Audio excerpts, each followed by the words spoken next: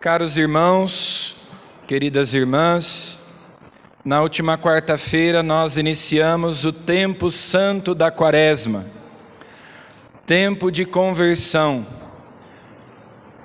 tempo de penitência, de purificação. Todos os anos, Deus abre para nós a estrada do Êxodo. Nós estamos iniciando a nossa caminhada para a Páscoa da Ressurreição. E o Senhor quer nos libertar da escravidão do pecado e da morte e nos conceder a liberdade dos filhos de Deus. Por isso o tempo da Páscoa, o tempo da Quaresma, é um tempo de purificação do nosso coração para celebrarmos a Páscoa, a vida nova que o Senhor nos dá. A igreja permite todos os domingos, especialmente nos tempos da Quaresma e da Páscoa, que o ato penitencial da missa seja substituído pelo rito da bênção e aspersão da água benta. Porque a água benta é uma recordação do nosso batismo. Nós nos lembramos de Cristo que no batismo nos lavou, nos purificou. E também a água benta é um sacramental, um sinal da graça de Deus, muito recomendado pela igreja para afastar o mal, para expulsar o demônio. Então nós iniciamos esta missa com o rito da bênção e da aspersão da água benta, lembrando que a Quaresma é uma caminhada para a Páscoa, o batismo é uma participação no mistério pascal de Cristo, nós somos sepultados na morte para ressuscitarmos com Ele, pelo batismo. E na vigília pascal, na noite santa, nós vamos renovar as promessas do nosso batismo, porque nós já renunciamos a Satanás, as suas obras e as suas seduções. E nós temos aqui entre nós também dois catecúmenos que hoje farão o rito da eleição. A partir de hoje eles deixam de ser catecúmenos e passam a ser eleitos, pessoas escolhidas por Deus para se tornarem cristãos, para receberem os sacramentos da graça, sacramentos de iniciação cristã. Todos os anos, no primeiro domingo da Quaresma, nós lemos o Evangelho das Tentações de Jesus no deserto. Cada ano nós escutamos a versão de um dos evangelhos sinóticos, Mateus, Marcos ou Lucas. Este ano nós ouvimos a versão de São Lucas e existe uma característica particular de São Lucas, porque os evangelhos sempre relatam as tentações de Jesus no deserto logo depois do batismo. Jesus é batizado, o Espírito Santo desce sobre ele em forma de pomba e o Espírito conduz Jesus para o deserto, para ser tentado. Jesus, o Filho de Deus, aceita ser tentado, se submete à tentação do diabo, para nos dar um exemplo e também para nos dar força. Porque ele vence Satanás para que nós possamos vencê-lo. Vence as tentações para que nós possamos vencê-las.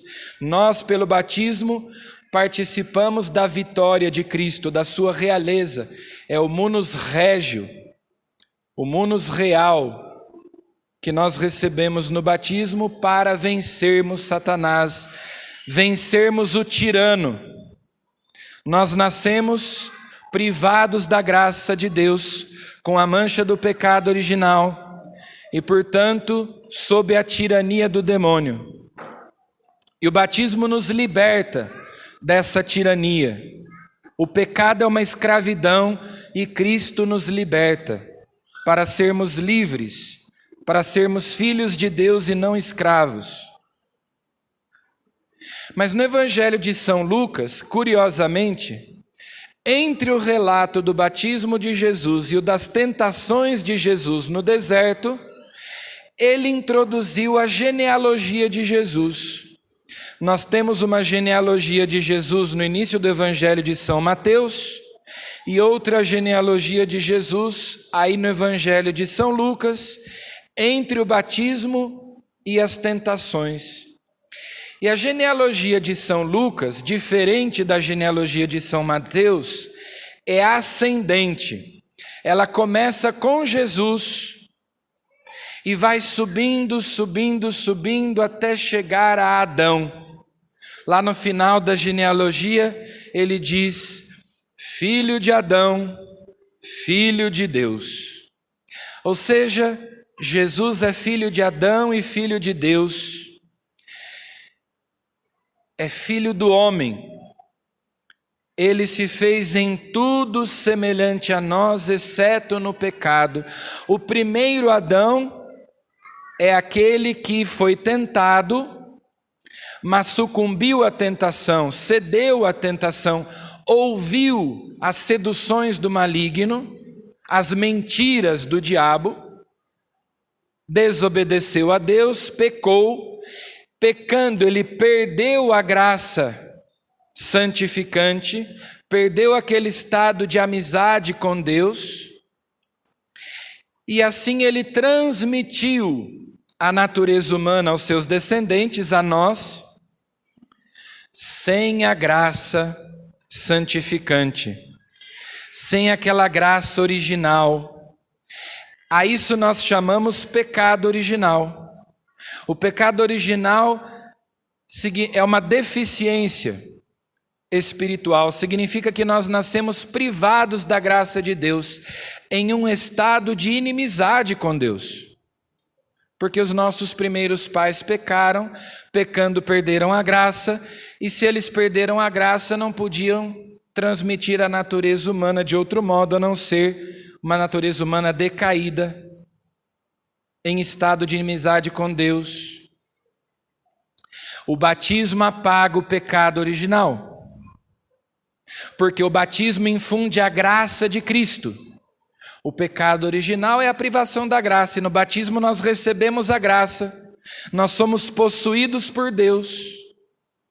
É o que já aconteceu conosco, é o que vai acontecer com estes nossos dois irmãos na vigília pascal. Nós passamos da tirania do demônio para o reino de Deus. Deus passa a reinar no nosso coração. A luz de Cristo ilumina a nossa alma. Nós somos lavados no sangue de Cristo, purificados. Os nossos pecados são perdoados. Porém, o batismo que apaga o pecado original não apaga algumas sequelas do pecado original, que nós chamamos de concupiscências. Concupiscência significa maus desejos, más inclinações do nosso coração, as nossas paixões desordenadas. Não é preciso ter fé para crer nisso, basta você olhar para dentro de si. Quando nós olhamos para dentro de nós com um pouco de sinceridade, nós vemos que existem maus desejos dentro de nós, que existem más inclinações, que existe uma desordem no nosso coração. Isso é uma sequela do pecado original. E São João, na sua primeira carta, diz que são 3 concupiscências: a concupiscência da carne, a concupiscência dos olhos e a soberba da vida. E não por acaso são 3 as tentações de Jesus no deserto.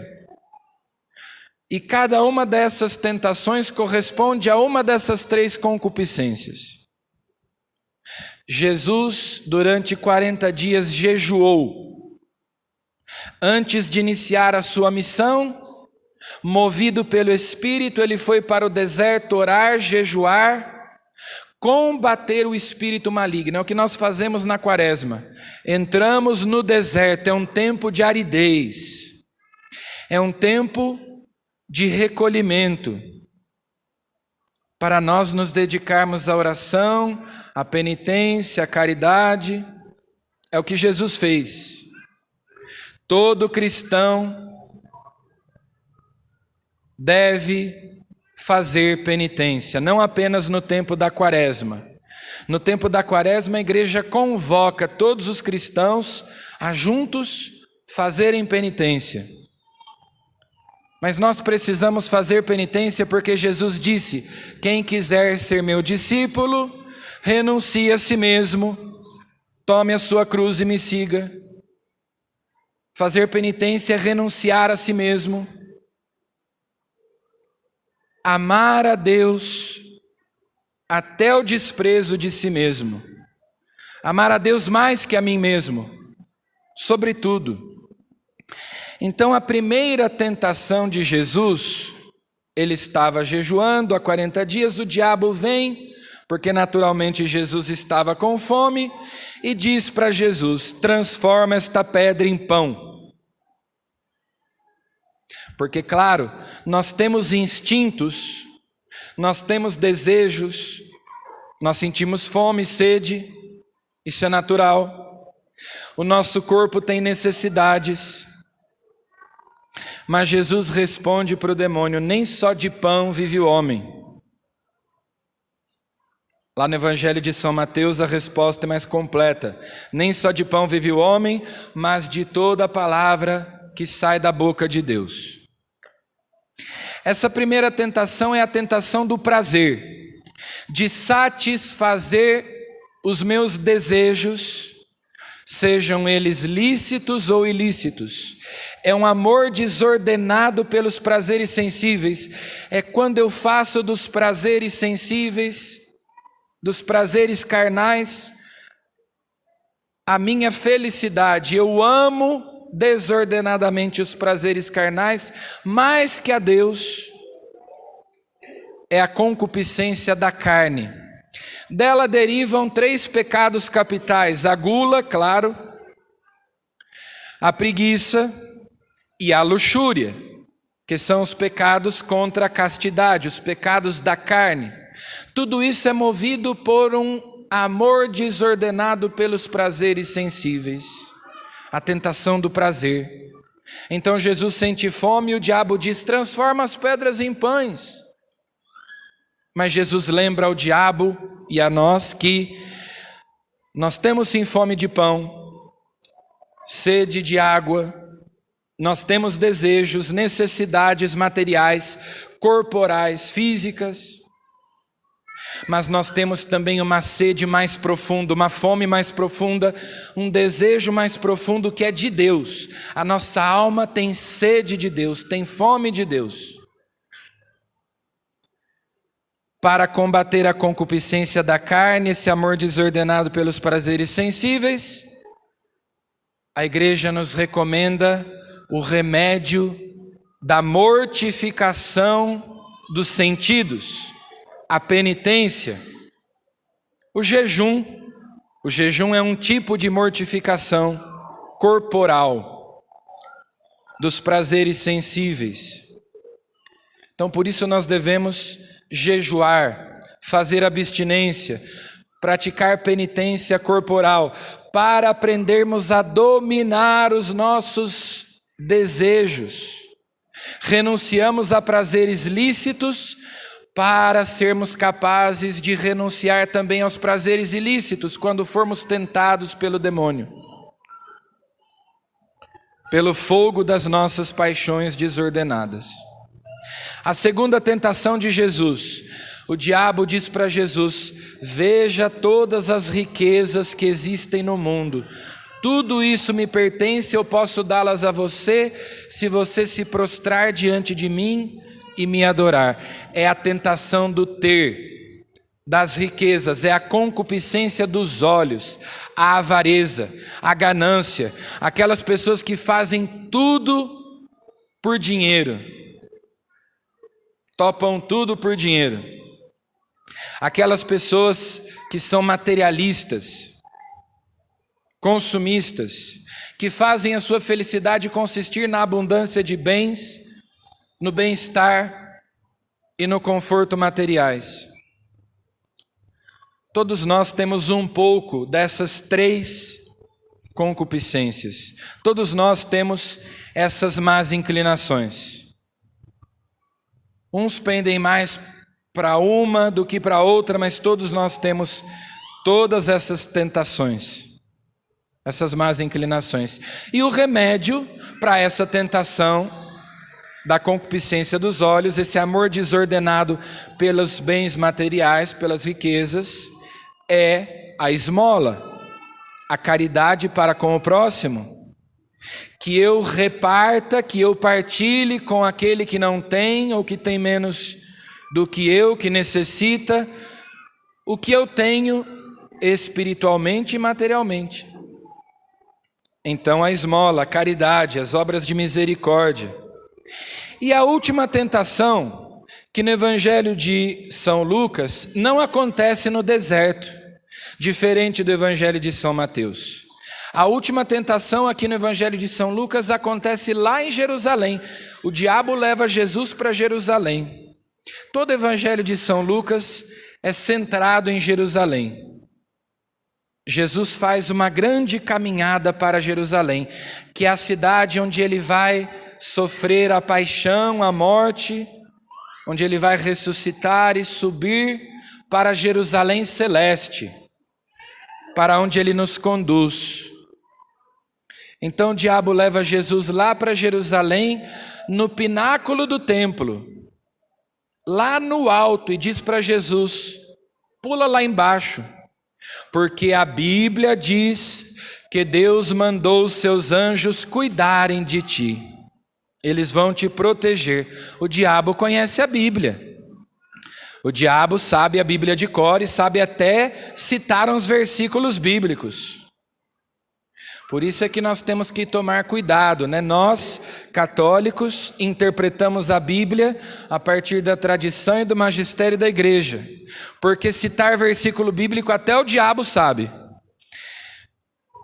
E o diabo usa a Bíblia para ensinar doutrinas falsas, heréticas. Então, usando a Bíblia, o diabo tenta convencer Jesus a fazer um espetáculo. É a tentação do poder.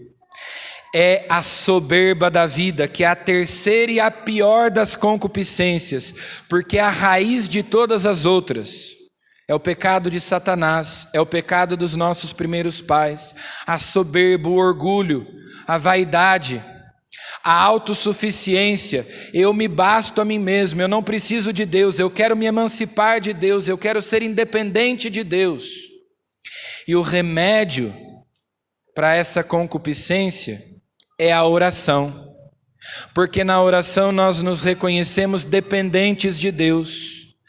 Nós não oramos para mudar a vontade de Deus, para convencer Deus a fazer o que nós queremos, mas nós oramos para entrar na vontade de Deus, para mudar a nossa vontade.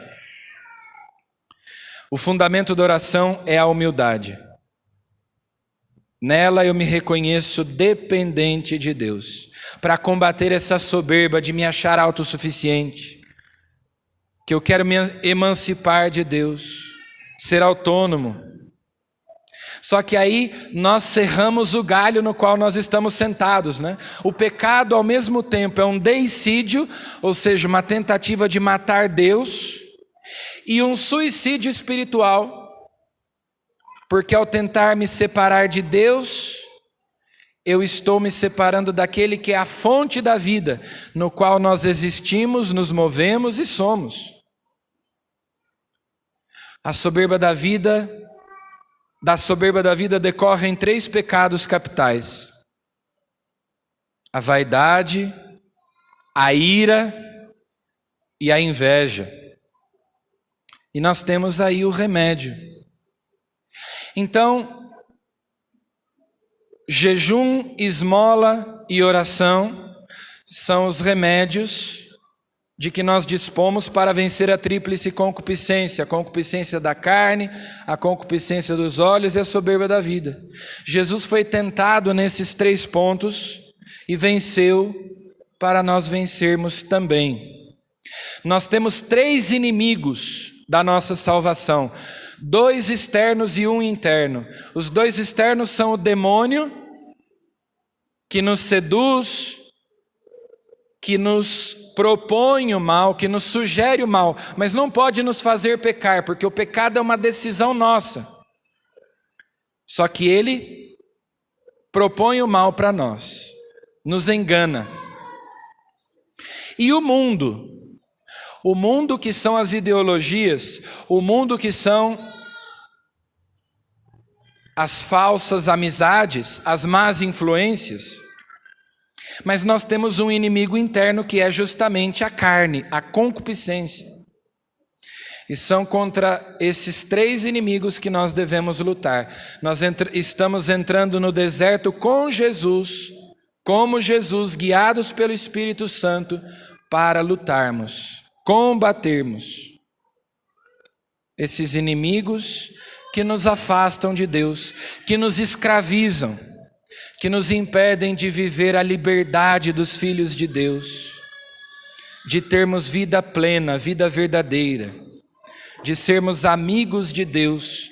Então vamos viver com intensidade esta quaresma, sabendo que Jesus já venceu e nós participamos da sua vitória, para que, celebrando a Páscoa, nós celebremos também uma vida nova. Ao dizermos na vigília pascal que nós renunciamos a Satanás, às suas obras, às suas seduções, nós de fato tenhamos rompido com o pecado e possamos nascer de novo, renovando o nosso batismo. A graça que recebemos no batismo de sermos incorporados a Cristo, de sermos filhos de Deus. Amém.